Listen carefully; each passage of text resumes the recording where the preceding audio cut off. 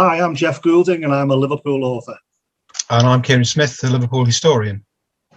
Together, we've been working on a great new project, which is a book out later this year entitled The Untouchables, Anfield's Band of Brothers. It's a great story about one of the greatest sides in Liverpool's history who won back-to-back titles in the 1920s. Yeah, this is a team that is absolutely packed with incredible characters. Men who fought on the battlefields of Europe in the First World War and returned home to claim 2 league titles in a row. And it's due for release in the UK in September. And thanks to our friendship now with the Liverpool Connection podcast, it's also going to be made available through them in the United States at the same time.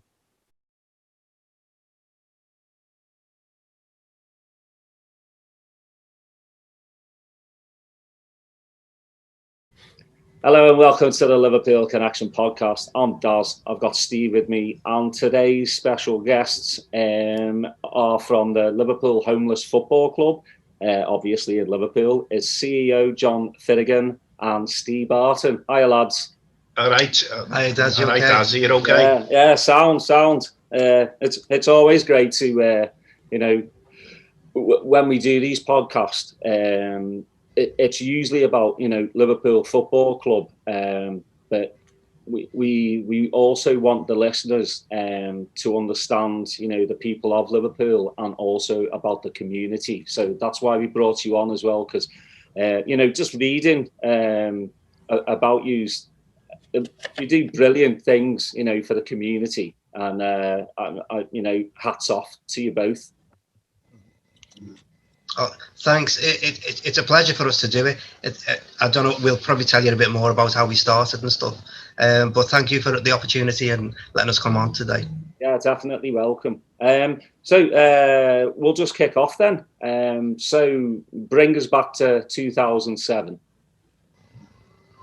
Well, it's 2007. There was football tournaments were going on around the city once every 6 months, and we all used to work in hostels then, or support agencies for the homeless. And I didn't know John, and he had a full head of hair, and then I met John, and my hair's all gone now with the stretch, what he causes me. And we were a group of support workers that didn't know one another, and we all got together to play 6 monthly tournaments, and we seen the benefit that it was having on the lads taking part. There was less drug and alcohol use, so we decided to take it one step further, didn't we, and do something more regular, and it took off from there.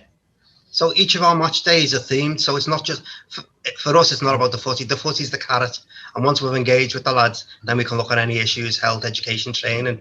It has been, we kind of started off with I think it was 6 teams. Now we have 22 teams in the league. We have 3 divisions, and it is competitive football. The lower divisions are not, they're just kind of turn up, kick a ball. But the Prem, they do want to win that cup at the end of the season.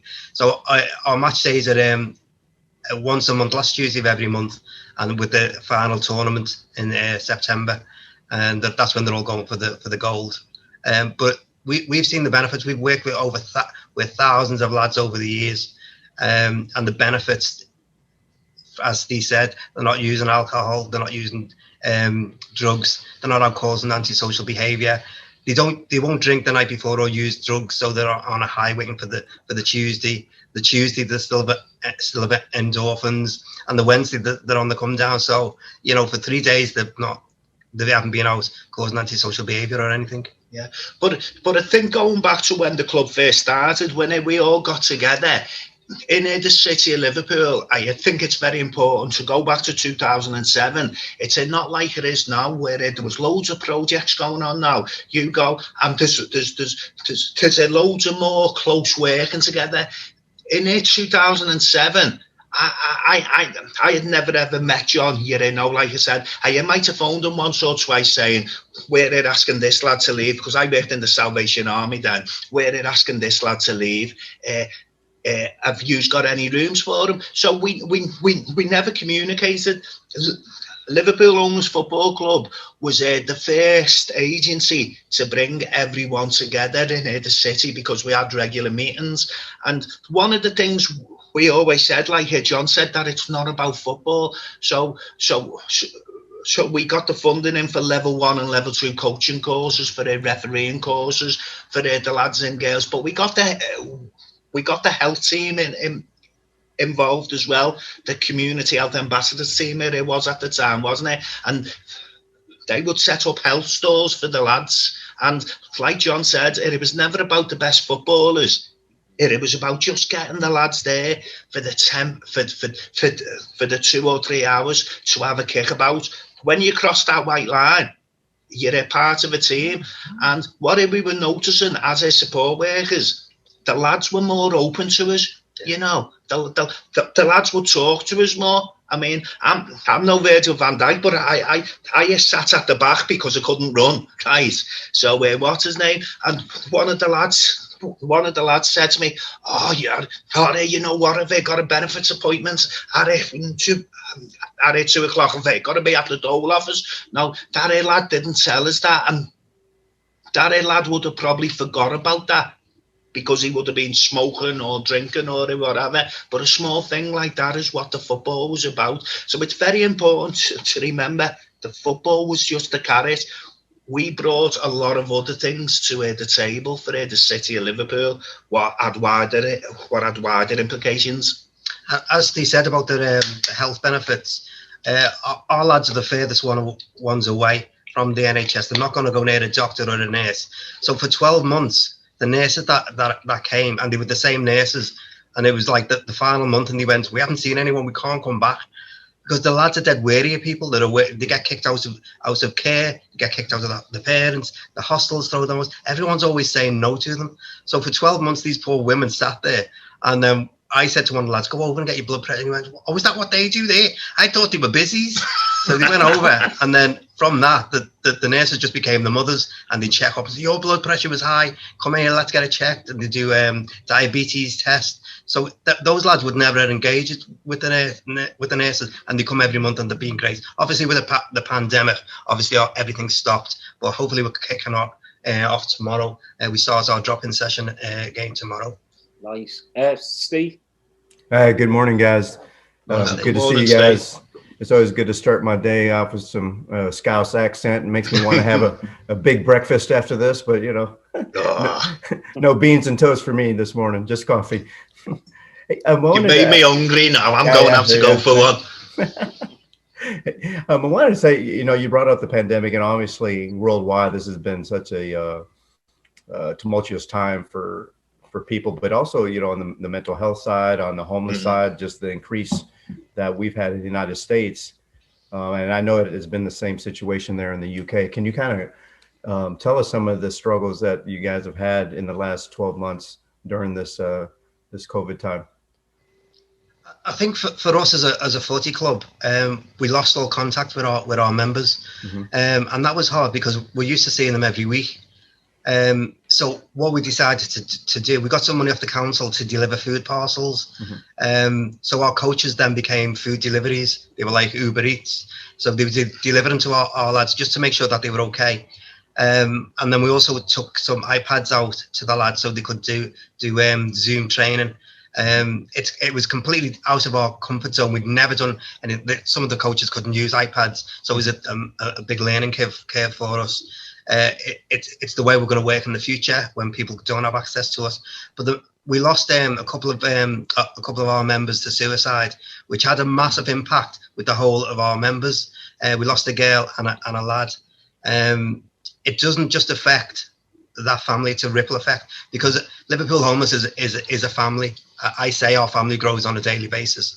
So when the girl committed suicide, it affected the girls, but also affected the lads as well. And then when the lad hung himself, it affected the lads and the girls. So it affects all of our community.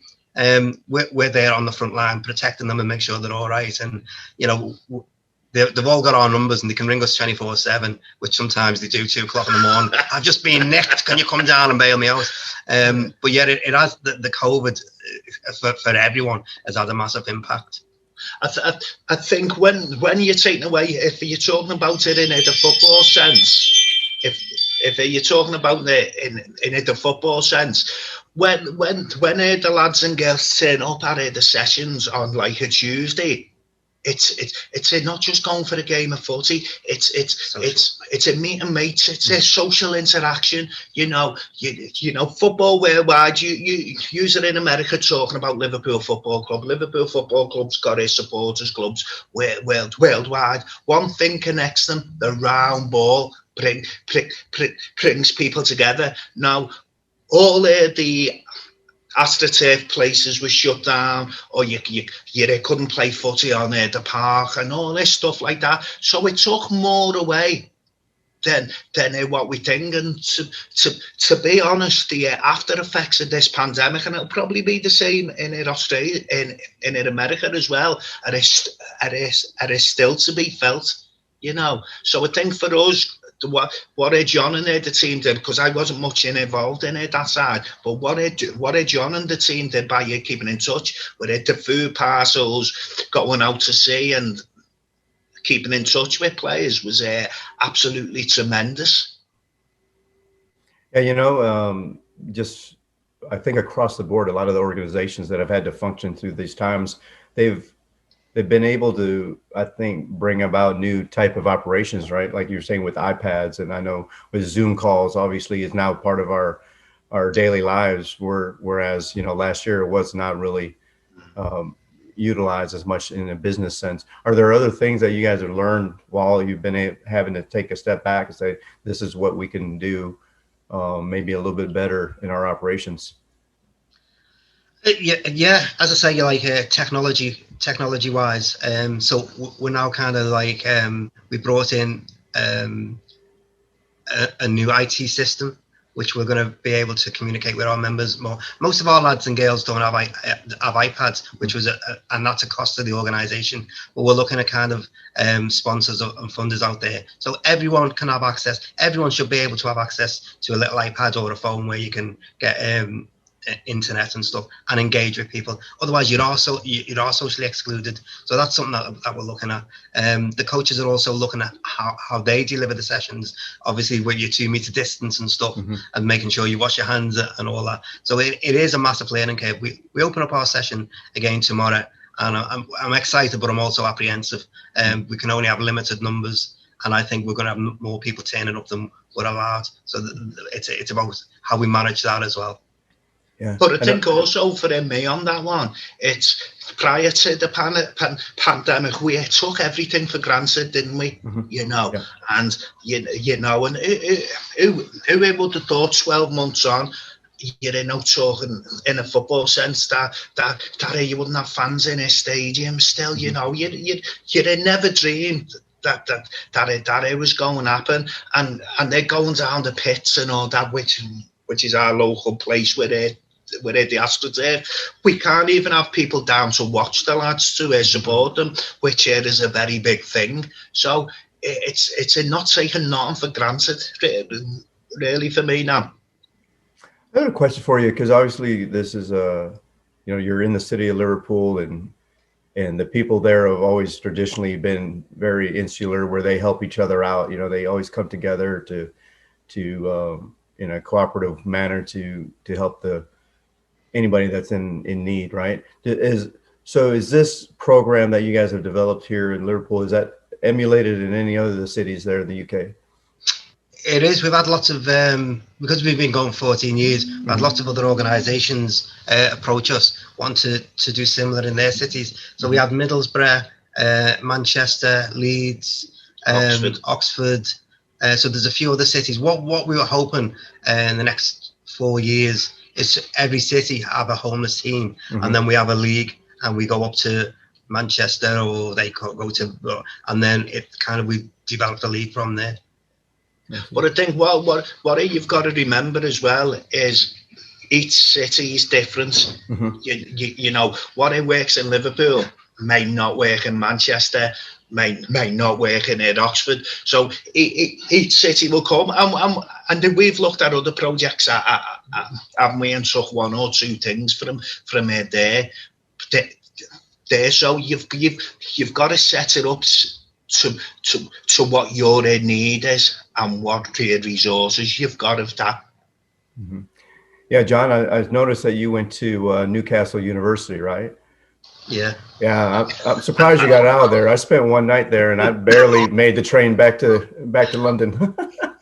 You know what? It was an amazing city. I absolutely loved it. I was up there for 4 years. I'd done social work, but didn't become a social worker.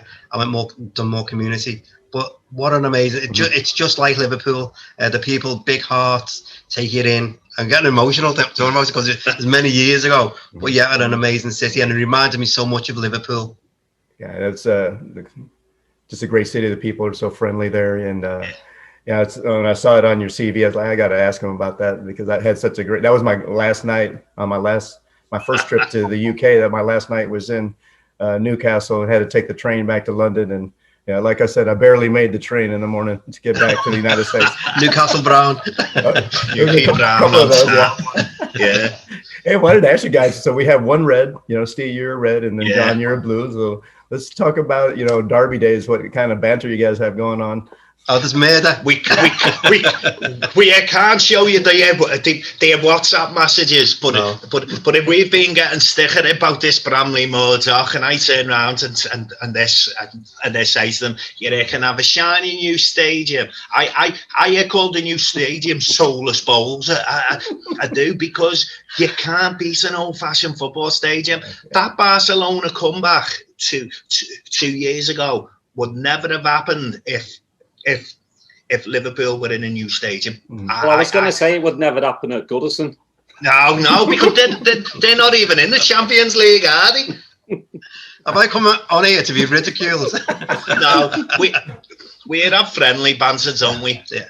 And I think that's the good thing about this city. It's a melting pot of all cultures, and people will help you out. On Derby Day, there's a rivalry, but there's never any aggression, because houses are built in red and blue. The mixed races, mixed cultures, mixed religions, and that's what Liverpool's renowned for, is for being friendly. Yeah, I wouldn't say. I mean, we've seen a change the past couple of years in derbies in the city. There's been a thing, with the climate, because you get idiots on it both sides, don't you? But the people are among the football, the people among LHFC, we've got a nice friendly banter. Normally John doesn't contact us, after a derby, but this time the phone never stopped this year. I was making sure you were all right. When they're the one at Anfield. So yeah, we have the banter because we're a mix, aren't we, between Reds and Blues. Yeah, I have a question. I mean, with the new ownership group at FSG at Liverpool Football Club and the new ownership group at Everton, there's more money in the club now. All right, have they? What kind of relationship do you guys have with those clubs? Unfortunately, none. They both got their own charities, so they kind of look after their own charities. Right. I think when we started out 14 years ago, we used to get a signed ball off Everton, and we'd raffle that. Didn't get anything off Liverpool. The following year, I think we got £50, which was a lot to us then, off Everton, nothing off Liverpool. So they kind of never support us. They're doing a lot more now in the community than they ever did, even though they do have their own charities. But it's a little too late. Right. Okay. Yeah, well, we can all learn, don't we? That they're learning now and that they're moving forward. Well, like John said, for me, the football clubs could be doing more in the city, definitely. Yeah, I've noticed that. I mean, Liverpool have red neighbours, which they just started not too long ago. The community needs it. Especially with the pandemic that's happened, that's hit everyone hard. You see more people lining up for food at the food banks. That they've been hit hard, really hard. So it's got to be tough for your organisation, to have these people that come, every week, or like it said on the Tuesdays, not being able to come. I mean, I can't imagine everybody finally coming back, and then you're just seeing 10, 20 people that used to come aren't there anymore. Yeah. I think that'll be the big one for us. Is as I say, we lost through 2 of our members through suicide, which had a massive impact. But we don't know how many other people have kind of the virus has taken. Do you know what I mean? And probably tomorrow we'll hear of like people who've gone. Mm-hmm. Yeah, I think that's one of we mentioned this on our last episode. Actually, you know, the mental situation after this pandemic, I think is going to take a long time to really take a good survey of what has really happened, how it's affected everybody. I mean, with, you know, Daza has kids, I have kids in school, their lives have been kind of, you know, tossed up in the air, and the way they've had to deal with going to school. And so I imagine that we're going to see a lot of those kind of social implications as the years go by, and, you know, we all have to really support each other in that endeavor. Yeah, exactly. And you know, going back to football as well, I listened to the Anfield Rap, and they spoke about that the other day, saying that there's a chance that we're going to go in at the stadium next week. And when are you going there at the stadium? You don't know everybody's names, do you? But you know, you're led on to them. You know, that's such a person that he wears the hat all the time. You go and find different people will it be in their seats, because unfortunately some people have passed away. Going back, there's more and more people have took to drink and their alcohol, you know, through the isolation, through the isolation where they're drinking drugs. You know, so this pandemic is only just starting now, really, isn't it? The effects of it. Yeah, and I think, you know, we have taken football for granted. You know, most of the season ticket holders, you know, I know quite a few mates, you know, season ticket holders, you know, they're thinking, oh man, you know, I've been missing this football. But then, you know, you've got lads and girls that don't even have houses, you know. It's just, I think hopefully this pandemic is going to bring people together, rather than, you know, separate, bring people together. They've obviously, it's brought families together, which is a big thing, because I know a lot of families were kind of, you know, all over the place. Now they've had time to, like, you know, be in the same house basically as well. Like, oh crap, I remember you. You're my wife. You know, kind of thing. That talking. You know, I think that's one of the biggest things, is that a lot of people weren't talking. You know, it's basically like, you know, if you have a phone, you just stare at the phone all day. Now with the pandemic, you've been able to, like, sit next to someone and actually talk to family members. But again, it's got to be, you know, it is tough. We're going through a tough time. I wanted to ask you, how do people donate? Or because, you know, we have a lot of listeners all around the world, so how would they donate? If you just go onto our website, it's www.Liverpool Homeless Football Club, and there's a link there. You press the link and you can donate. But I just wanted to bring up about when you're saying it brings people together. Unfortunately, domestic abuse has increased tenfold. Families are strained because they're being put in a situation what they wouldn't normally be in. You know, the kids would be at school, or they'd be at work or whatever. And we've seen a rise in Liverpool, domestic abuse hostels. No one can get in them because they're bursting at the seams. So that's the downside to it. But also with football, it brings domestic abuse as well. So during the World Cup, domestic abuse increases by, I think it's something like 30%. So as soon as England get kicked out, you know, he has a few more pints, goes home and batters the missus. So there is the darker side to football, although there is a lot of positive stuff, there is negative stuff as well. Yeah. I mean, I think going back to donations, going back to 2007 when the club first started, where this is how the club has progressed now. If someone come up to me and John and said, am I giving you 50 quid? We'd look at one another, wouldn't we, and go, 50 quid? We've got 50 quid, which was made up to get a donation, you know, because that's where the club has gone. So anything goes into it. Help the club at the end of the day, but we're at the programs now, we're at the iPads and that it cost a lot more than 50 quid to do what we want to do. But it used to be made up, didn't we? Yeah. Well, we can honestly say every penny that comes into the club is spent on our members. There's no chief exec on 100 grand. There's none of that.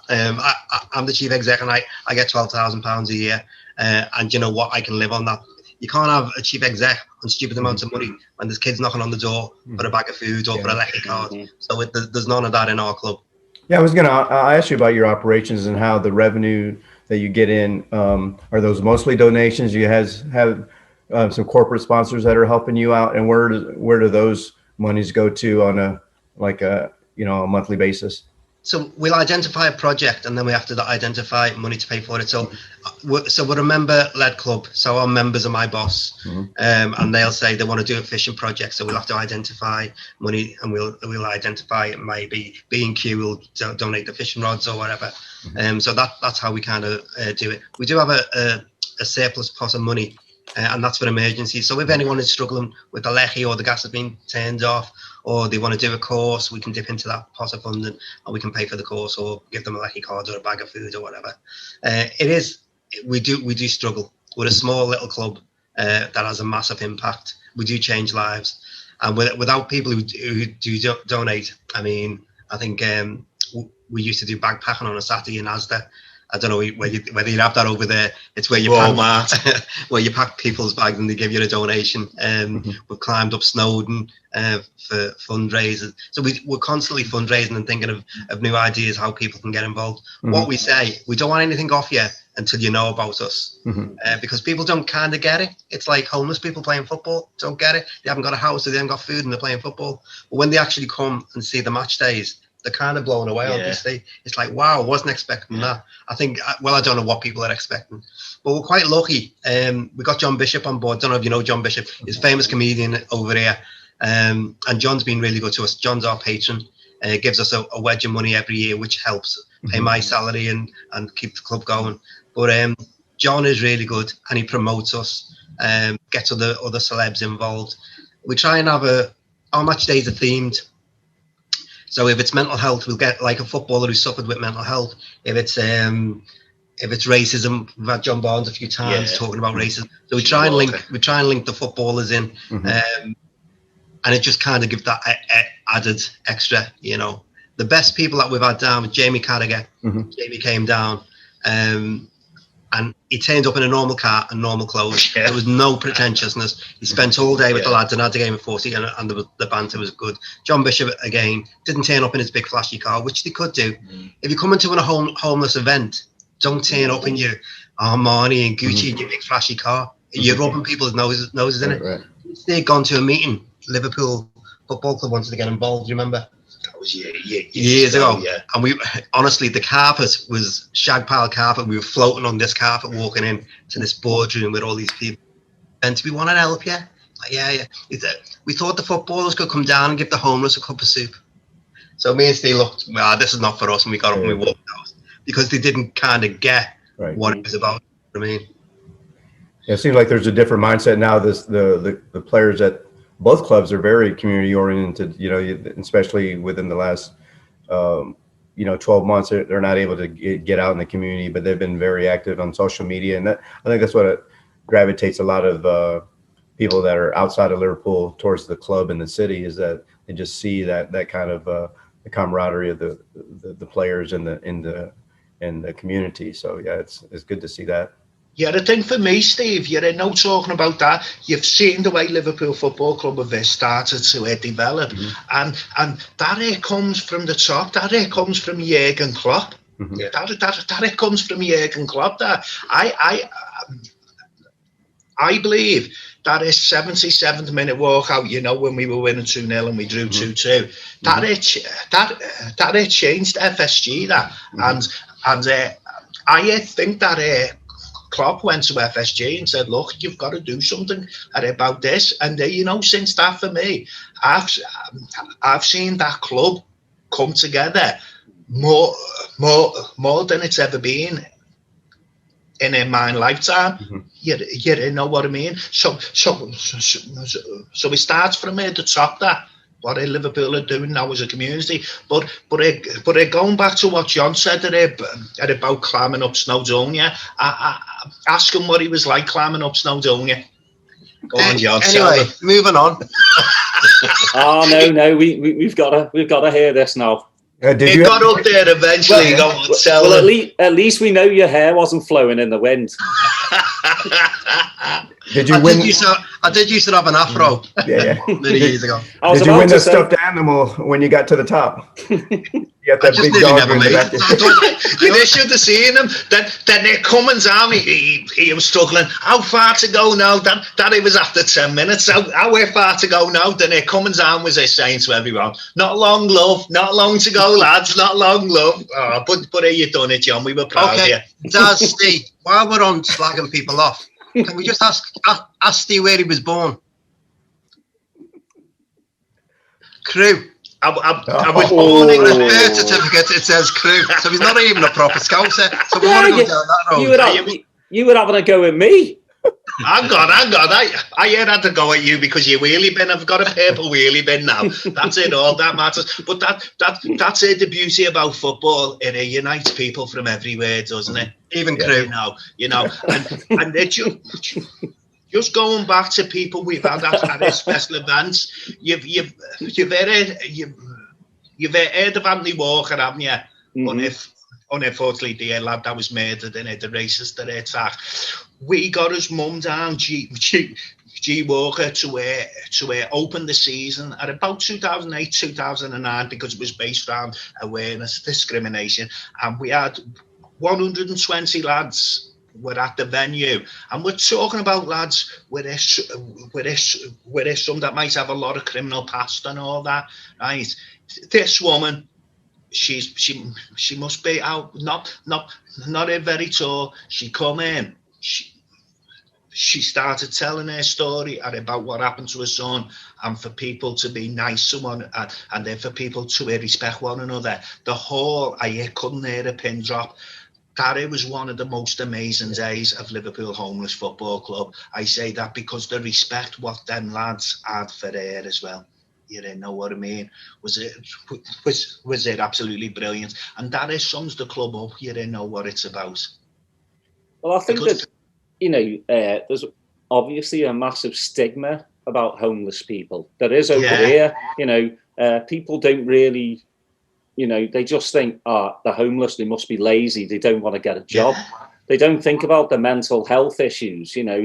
Maybe they went through a bad divorce. Maybe, they lost a job. They got evicted.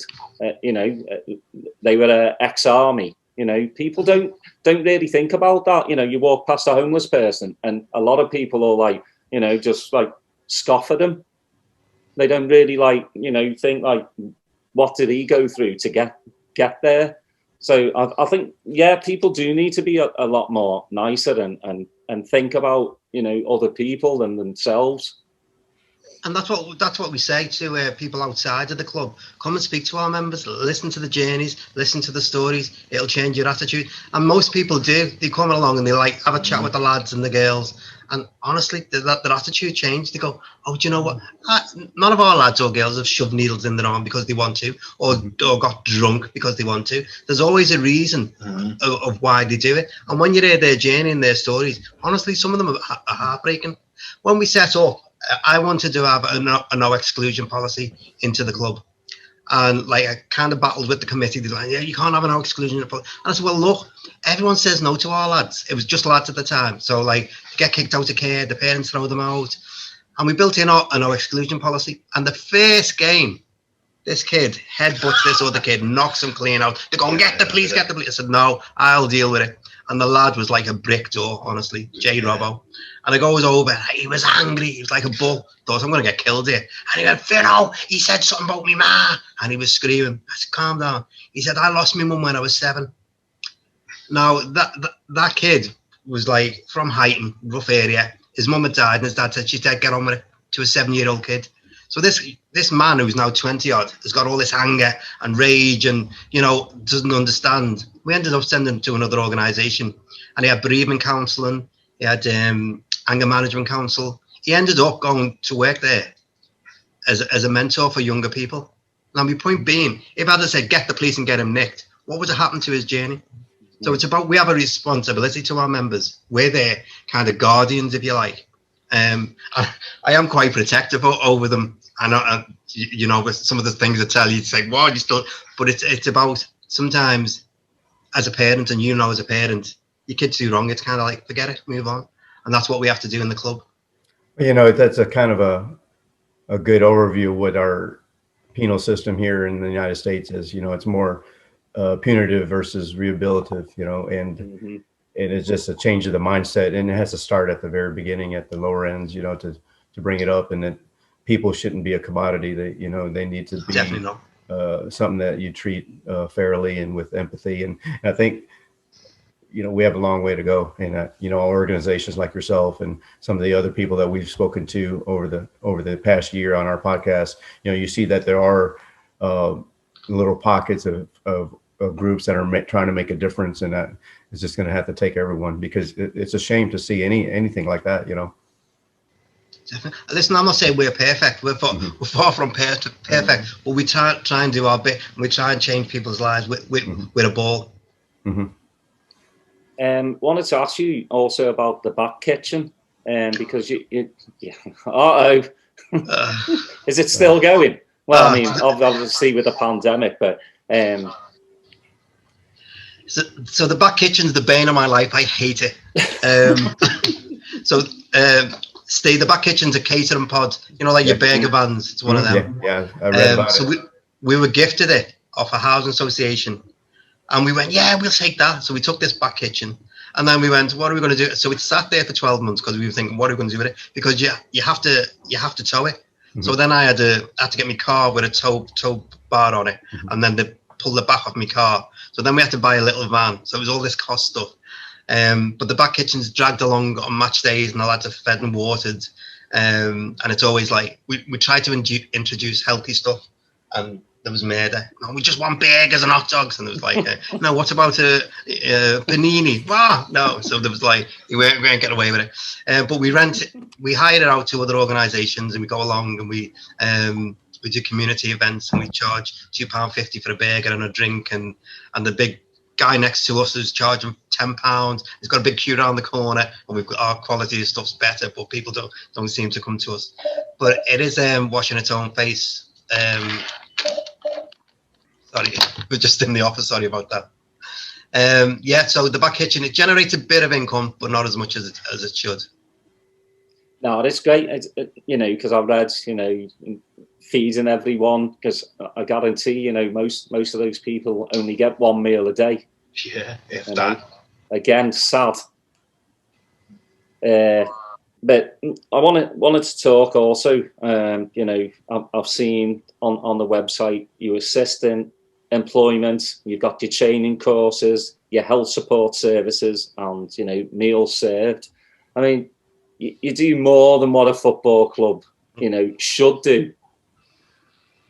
And you also, you know, some of the people that I watched on the video as well, like, have got their UEFA licenses. Is brilliant. Do you know what? It's about us. My vision is, I don't want to be sitting here in like 4 years' time. What I want is one of our members to be the chief exec. What I want, no, seriously, because it is about. No, I was about to say, tell Steve to be quiet.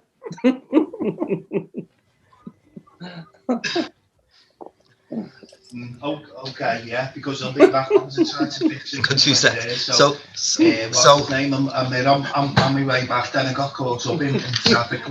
Sorry to apologise. All right. Liverpool fans.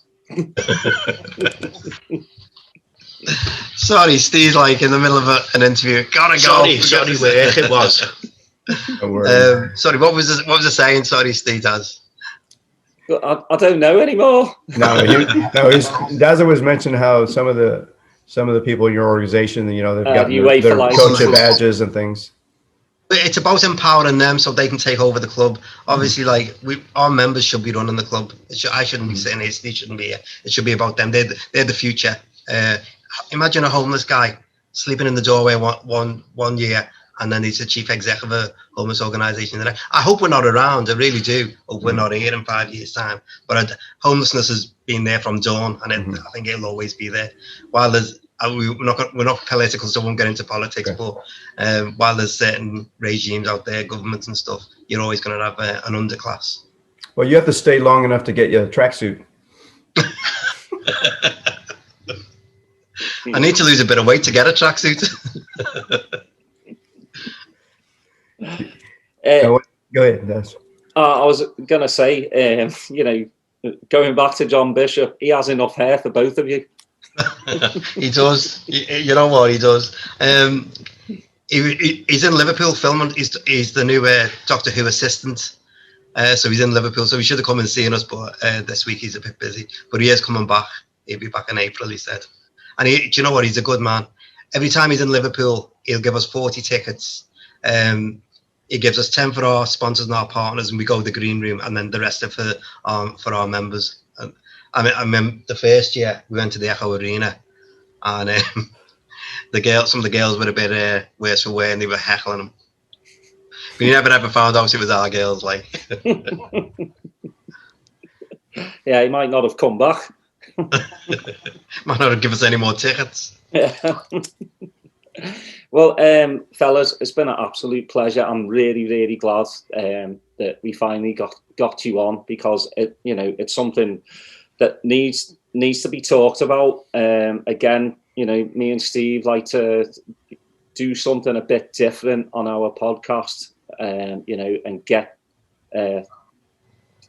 organisations and charities involved, and people that listen to our podcast are all around the world, don't know about Liverpool Homeless Football Club, but now they will, and hopefully when they come over, maybe they'll pop their head in and come see what you're all about. I know when I come home, hopefully in August, I'll be down there to see you lads. Fantastic. Thank you for the opportunity. Thanks for raising awareness. When you sent that email, I was like, oh, what's this? But I'm really glad that we've had the opportunity to find out about you, for you to find out about us. Thanks, Daz and Steve, for the opportunity. Thanks very much. Yeah. We'll make sure to link your website and to all our social media, so that way we'll continue to raise awareness, and we'll be making sure to keep track of your progress, and hopefully when everybody gets back to normal, your guys' operation just gets back into the swing of things and starts supporting the football matches. Thank you. Thanks, Steve. Thanks, Daz. Stay safe. Stay safe.